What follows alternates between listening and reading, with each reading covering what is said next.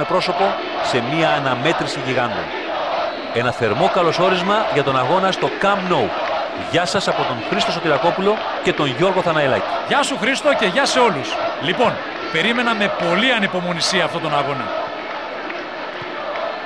Το El Clásico είναι ένα από τα πιο έντονα ντέρμπι στον κόσμο. Συζητιέται για μήνες και μερικές φορές το θυμούνται για χρόνια. Η Ρεάλ Μαδρίτης εναντίον της Μπαρσελόνα. Η Ισπανική πρωτεύουσα εναντίον της πρωτεύουσας της Καταλωνίας.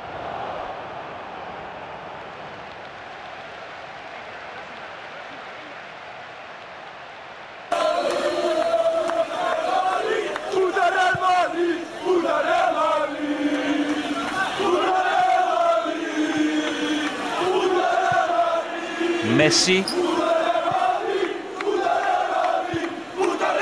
Ρικάρντο Καρβάλιο, Σέρχιο Ράμος. Όχι, αυτή δεν πέρασε. Ινιέστα, Σέργιο Μπουσκέτς, Ντάνιελ Άλβες, Τσάβι,